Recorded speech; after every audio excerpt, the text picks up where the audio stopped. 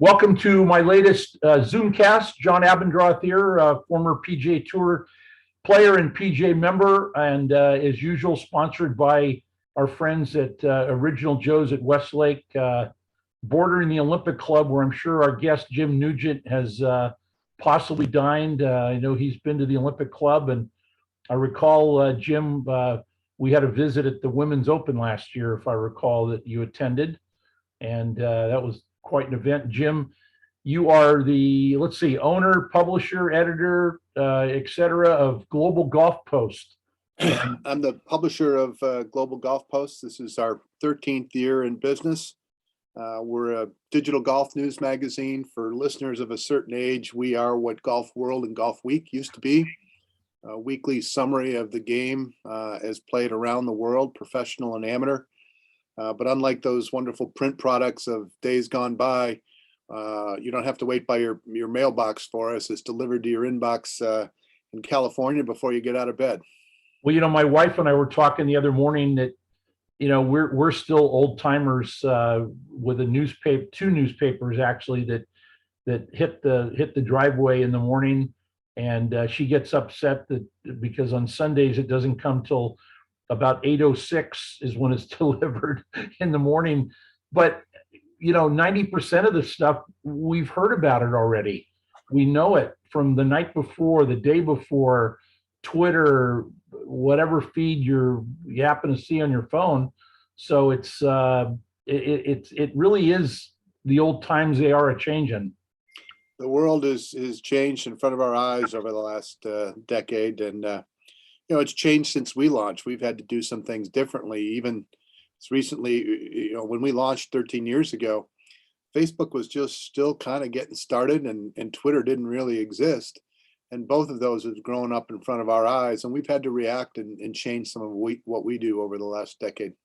Yeah, well, good stuff. And I know you got some really good people, Ron Green and a few others that I've run across over the years writing for you and about different topics and such. So really great stuff. One thing that we wanted to definitely cover today, and I'm going to be out helping give out the awards this weekend at our beloved Harding Park, where I grew up playing some of my first golf. I worked in the golf shop for a fellow named Fred Venturi, Ken's dad, and grew up playing my junior golf there.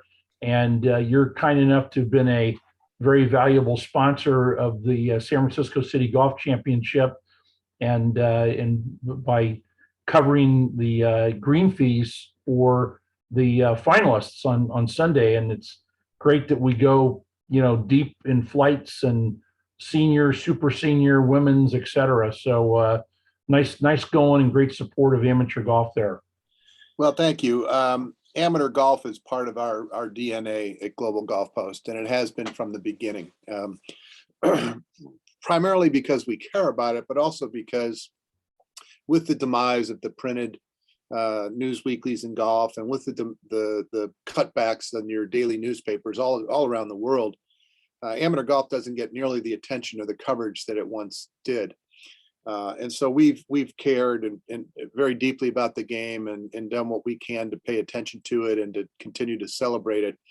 And there's no event that we know of in the United States, and maybe nowhere in the world, quite like the San Francisco City Championship. It's so unique, so remarkable. It's been played for decades now, and it's really a celebration of the game of golf in one of the great golf cities in America.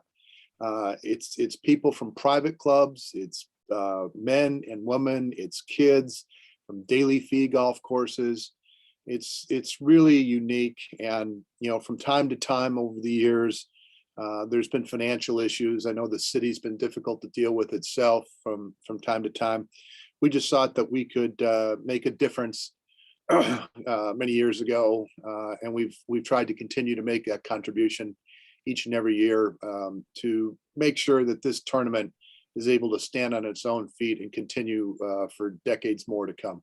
Yeah, that's awesome. And Charles Schwab is another supporter of ours. He was great friends with Sandy Tatum, who now has a statue there in front of the clubhouse, and I love little ironies of life. There's a fellow named Martin Connolly.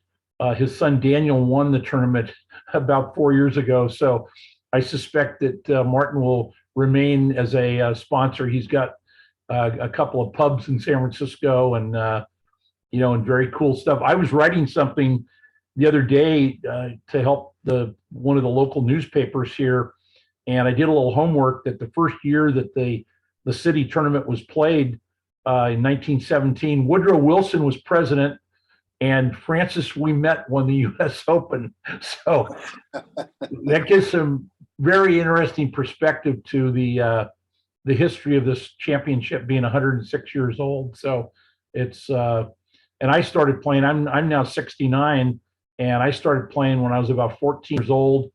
We'd go down to Market Street, San Francisco, at about 4 in the morning to line up at a place called Roos Atkins to make sure our entries got in, and just a really rich history of unique stuff and characters, and it makes it just a wonderful championship for so many reasons, including 2 years ago I had a beer after one of the rounds. I think it was the second round, with a fellow named Stu Francis, who at the time had just become the president of the USGA, and he was lamenting that he should have won his match. So, I mean, where do you get that? It's just great stuff.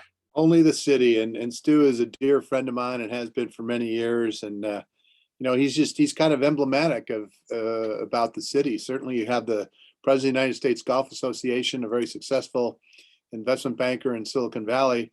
But you'll have guys that caddy at Olympic or San Francisco Club entered, and you'll have kids that are entered. So it's such a democratic tournament, not to use a political term.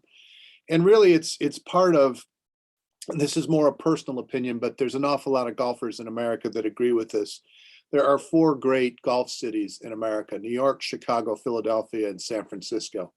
And they're defined by a culture, not just by a couple of golf courses or a PGA Tour event, but a culture. And the golf culture in San Francisco is really rich, really deep, and the city is every bit a part of that culture. Yeah, really, really cool. Yeah, I've always said, to take that a step further, that for people like me that grew up in the city and have stayed around, that the pros were very welcoming to all of us as kids. And, the Venturis, and there's a family, the Fry family, and some others that just really did it right, and they could afford to do it right because of how the courses and all that were operated at the time. So really, really great stuff. Having a chat here with Jim Nugent with Global Golf Post, supporting both emotionally and financially the San Francisco City Golf Championship. And as we record this, it's the week before the Masters, and we could sit here for probably 5 or 6 hours and talk about a couple of characters. But my gosh, Phil Mickelson, uninvited, decided not to play, suspended. A lot of intrigue with Phil not playing in what, as I read today, I think with Ron Green's article, Phil's favorite tournament, and he's not going to be there. I'm wondering, will he be there for the dinner?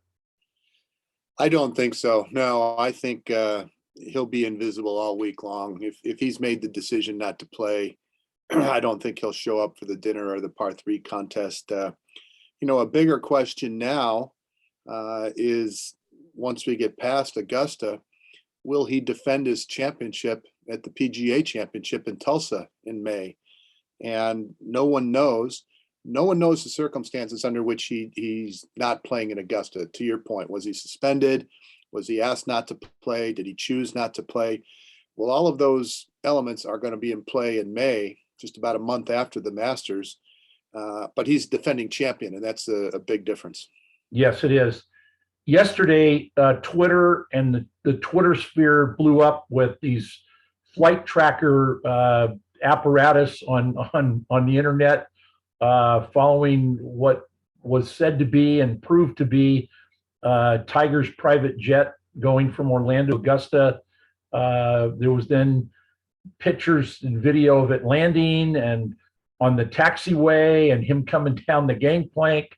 Oh my goodness, it's you know, a lot of hype for a practice round or just a visit to play golf with his son and apparently Justin Thomas.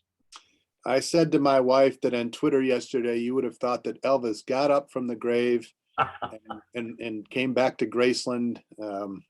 I've never seen anything quite so manic. But you know what that says is there are so many storylines going into the Masters this year. You've got Colin Morikawa, you've got Scotty Scheffler, you've got John Rahm, you've got Rory still trying to close the deal for the Grand Slam. None of those make a difference if Tiger enters and plays. Yes, and the great win last year, Hideki Matsuyama. I mean, that was such a monster story for a part of the world where golf is so vibrant and strong that, you know, he's maybe good for him. He hasn't been the storyline at this point. Well, he's been injured, which nobody really knew about until very recently. First of all, he got trapped in Japan. They had an earthquake, and he was stuck there for a couple of days. And then when he showed up, I think at match play last week, he acknowledged that he's been dealing with some injuries. And so it doesn't look like he's going into the Masters in the kind of health that you would want from your defending champion. Yeah, that's sorry to hear. Well, listen, Jim, thank you so much for your time, and we will certainly stay in touch.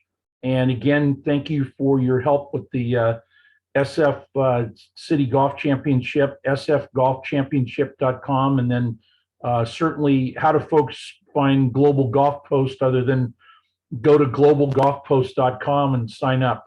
Go to globalgolfpost.com and sign up. You get a free subscription to our Monday digital edition, globalgolfpost.com. Great stuff. All right, thank you so much, and we'll touch base more often. And thank you so much for your time. Cheers, John. Thanks for having me on. All right, there we have it, Jim Nugent.